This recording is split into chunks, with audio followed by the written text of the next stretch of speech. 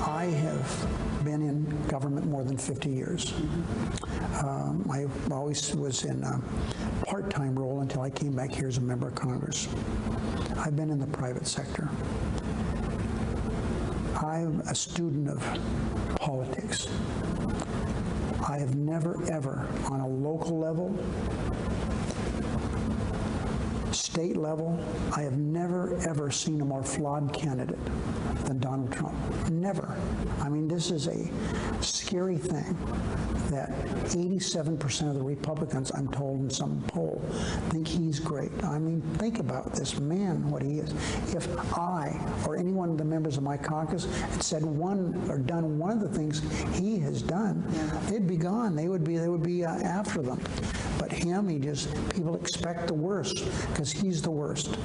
And there's no way that with a little bit of scrutiny that Donald Trump can succeed in anything. He's not succeeded in business. He holds himself out to be this great businessman. I knew from the beginning, and I told everybody, this is all phony.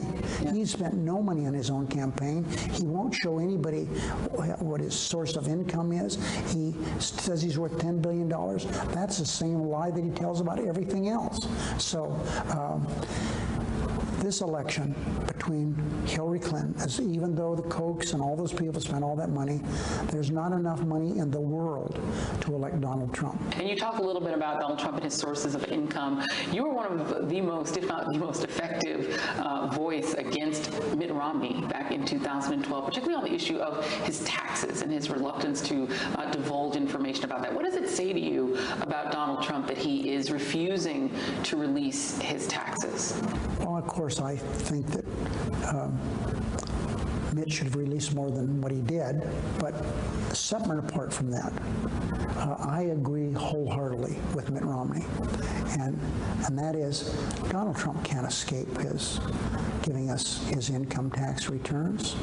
I don't have to be out front on, frankly, on the Romney thing. I was out there alone a lot of the time because no one else would step out. That's the only reason I did. But I'm not going to be alone on Donald Trump. Everyone knows this has been going on for 60 or 70 years that you have to show people your source of income. He can't do that. He's buried all the different bankruptcies he's filed, all the different lawsuits because they allege he's cheated. So he's got to come forward and give us some information about Trump University and about everybody thinks all these hotels or these structures with the name Trump on it are his. Now, he just sold his name. So I think that Donald Trump is as shallow as the rivers that don't exist in Nevada. And yet, in places like Nevada, in your home state, people like Sheldon Adelson prepared to shell out $100 million to help elect this man president. Having sat across the aisle from Republicans, loathe these many years in politics. What is that about? Well, Sheldon has, as a good Republican he's become, he hasn't always been a Republican. As a good Republican he's become, he's going to say some nice things. But one thing about Sheldon Adelson, he doesn't waste his money. And I think that you'll find that Sheldon Adelson's not going to pony up a lot of money for Donald Trump.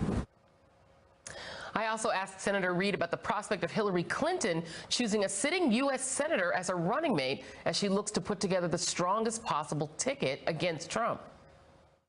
The United States Senate has become the focus of the parlor game of who could be the vice president to Hillary Clinton. As a strategist, do you think it's wise to even consider pulling somebody like a Sherrod Brown or an Elizabeth Warren out of the United States Senate at a time when Democrats are trying to win the body back? If we have a Republican governor in any of those states, answers not only no, but hell no. And I would do whatever I can, and I think most of my Democratic colleagues here would say the same thing. I've been through that. We saw what happened in Texas when Lloyd Bentsen became Secretary of Treasury. We have never recovered from that. Had we not gone along with that, we could still have a Democratic senator from Texas.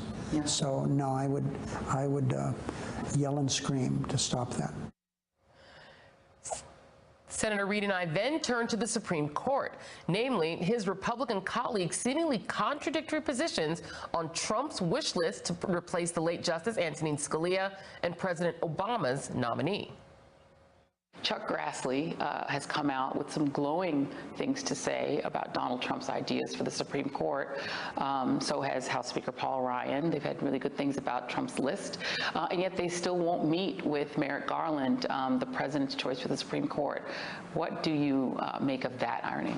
Well, Trump's on my list, but it's not the Supreme Court list, okay? Chuck Grassley, as an example, should just do his job here. We have a consensus candidate for the Supreme Court.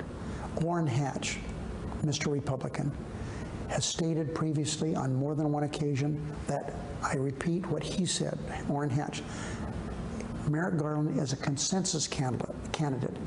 Merrick Garland is a consensus candidate, and he should be chosen to be on the Supreme Court.